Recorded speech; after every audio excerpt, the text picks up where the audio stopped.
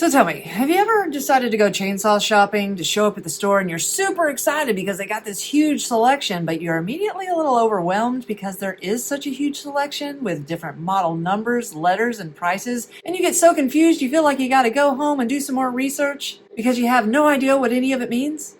Don't worry, I got you.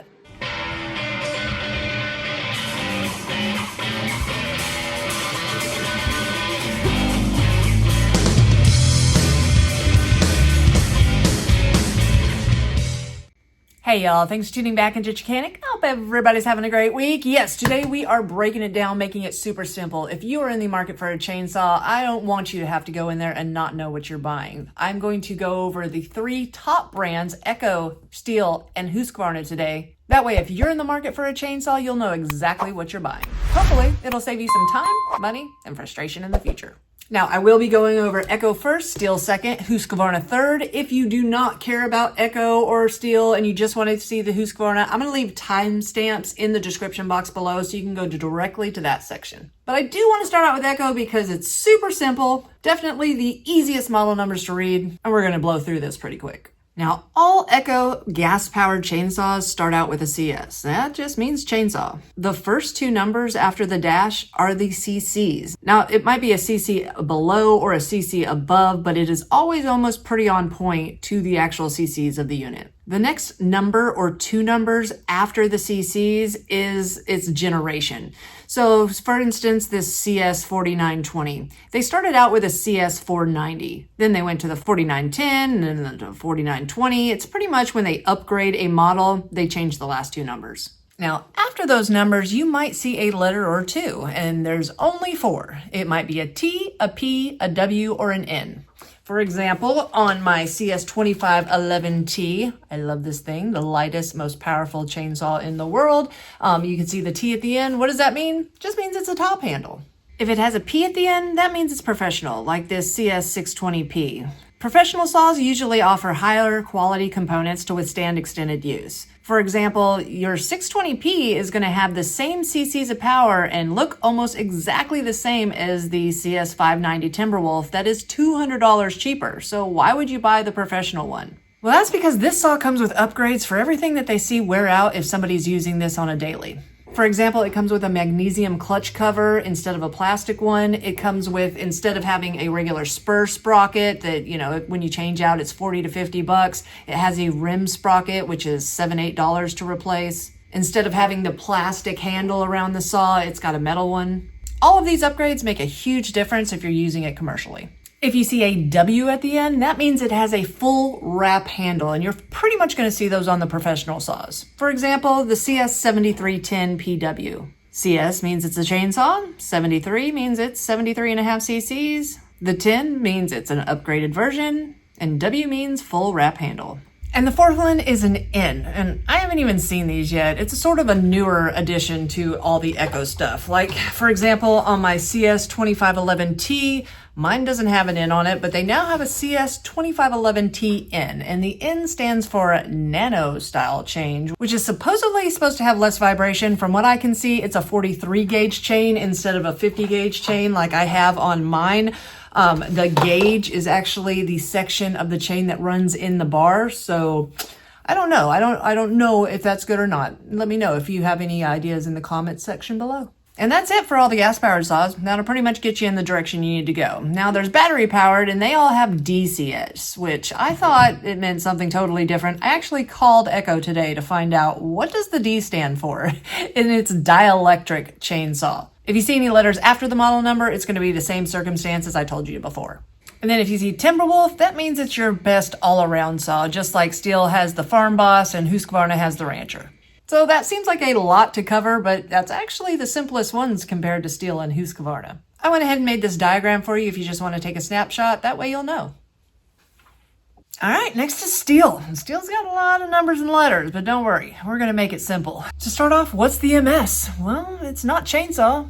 Yeah, it is. It's Motorcharge. I don't know how to say it in German, but that's what it is. If you see an MSA, that's their battery-powered stuff. If you see a MSE, that's their corded equipment. Now, the first number is the CCs, but it's not really. They could have made it simple like Echo and put the exact number of cc's as the first two numbers, but no, they didn't do that. They grouped it into sections. So let me break it down for you. If the first number is a 1, you have about 23 to 32 cc's of power. If it's a number 2, you have about 35 to 56 cc's of power. If you have a 3 there, it's 59 to about 65 cc's of power. If you have a 4, it can be 68 cc's to about 77 cc's. If you have a 5, like the MS500, it's 79 cc's. If you have a 6, there's not a range on the 6. It's 91.1 cc's. Goes the same with the 8. The MS880 Magnum, that thing is 121.6 cc's. Now, the second number on a Stihl model is a little tricky. You either have odds, evens, or zeros. Now, Stihl's not going to label saws as professional and not professional. They pretty much think most of their saws are professional, which they are. But what they are going to do is put them in classes. If your second number is odd, that means it's more of a mid saw. If the number's even, it's got a lot more professional upgrades. If it has a 0 in the center, that's the best of the best they got in that class. Yeah, all three are in the same CC class, starting with the 2, but the 261 has so many more upgrades than the 251 and the 291, it's more expensive. When you get in the mid 3 series on up through the 4, 5, 6, and 8, pretty much all of them have an even number in the center because they're all pretty professional.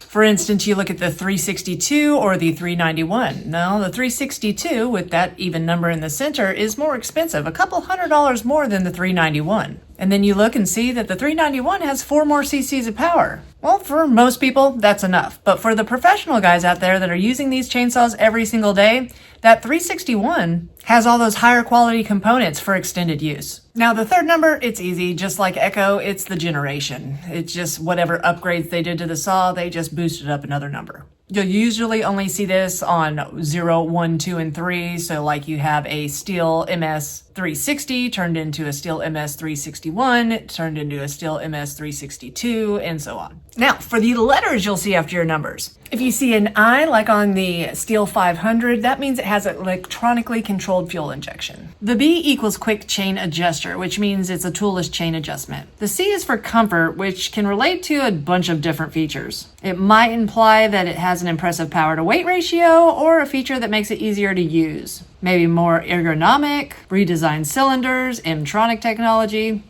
Could be anything. E equals easy to start.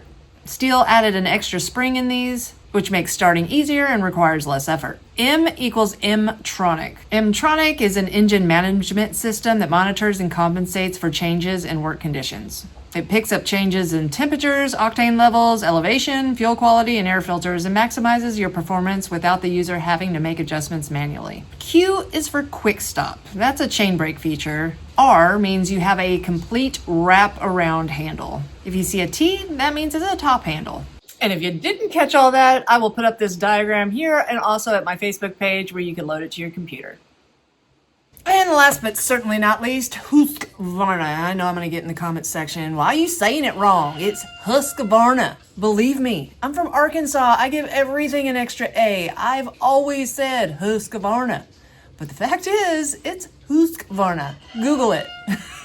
So when looking at the first digit of your Husqvarna model number, it can be a 1, a 3, a 4, or a 5. They did have 2 for a while, but they stopped production of that, and you're not going to find it if you go shopping today. Now, the 1 is for your extremely light-duty stuff, limbing, small trees, just, one of those saws that you have around the house just in case. Sort of like an upgraded Poulan, not something that you're going to want to have around for the tough jobs.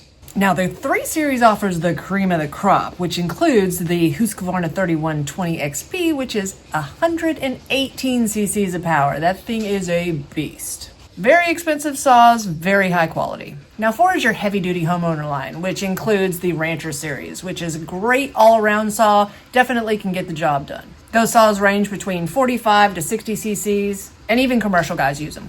Now, the 5 Series is a little different. It has a wide range of saws in it. It's about all the way down to the 545, which is really close to the Rancher 450. It has the same cc's of power, on up to the 592 XP, which has 92 cc's of power. And that thing will tear down a forest. Now, the next two numbers are pretty simple, but sort of weird. The majority of the time, I'd say probably 90% of their model numbers, the next two numbers after that series number is very close to the cc's of power. Most of the time on your larger saws, it's pretty exact. It might range off a couple cc's. Some of the medium saws, it can range from like 5 to 10 cc's off. Then you get down to like their 120 and it's 38 cc's. So I don't understand that exactly, but the majority of the time, those next two numbers is the cc's. Like for example, the 450 Rancher, it's 50 cc's, the 455 Rancher is 55 cc's, and the 460 Rancher is 60. But the regular 445 is 50 cc's. I don't know, make it make sense. All right, now on to the words and letters you might see on your side cover. One that you're gonna see on many of the chainsaws from Husqvarna is the word X-Torque, and it's a pretty sweet engine design. Now, these companies are constantly battling with trying to figure out how to lower emissions while providing more torque and power. Husqvarna did this by creating their X-Torque engine. Now, in the past, when you were running a chainsaw, the air coming in through your intake was the air that pushed your exhaust fumes out. Well, Husqvarna made an engine where it has an extra port bringing in fresh air to remove those exhaust fumes. So it not only makes it 20% more fuel efficient from it not expelling that fuel gas mix ratio to get rid of the exhaust fumes, it's bringing in fresh air to keep everything cleaner. With that fresh air comes rapid acceleration. It's pretty sweet.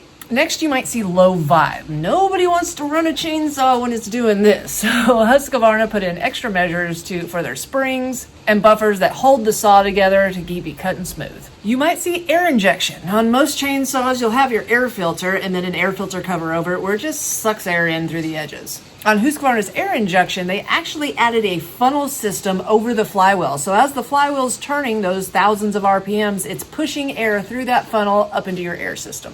Now, many Husqvarna chainsaws have Smart Start, and I have to be honest, I am not 100% what it is. It's either the spring assist system in the rewind assembly that makes it easier to pull, or it might be an internal decompression trigger. I really don't know. If you're from Husqvarna, or my guys, Rick and y'all, reach out to me. I don't know exactly which it is, so let me know. Anyways, it makes it easier to pull to start it.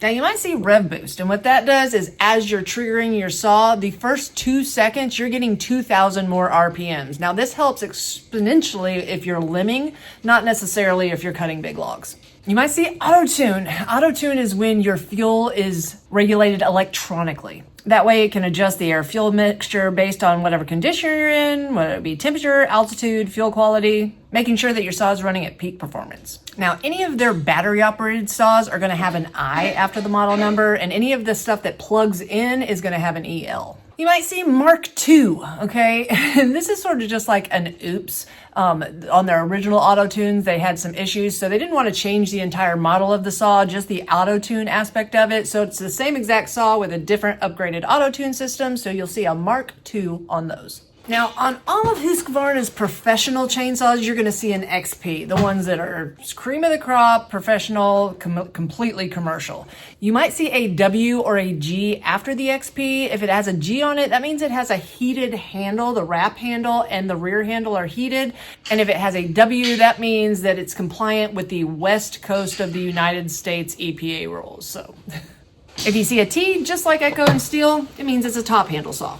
If you see the word special on the side of the chainsaw, that means that there's already a model out there that's exactly like it. They just made a few upgrades to it. And then of course there's the Rancher, which is their best heavy-duty homeowner chainsaw. So guys, hopefully this clears up some confusion and saves you some time, money, and frustration in the future. I am going to pop up the diagram here so you can either take a snapshot, but I will also have them at the photos section of my Chickanic page on Facebook if you ever need to go find them there. And thanks again for tuning into Chickanic. If you haven't found me at Facebook, find me at facebook.com/Chickanic. Find me on Instagram at TheRealChickanic, or find me at Chickanic.com where you can get your own t-shirts, hoodies, and long sleeve shirts. Thanks guys, and have a great day.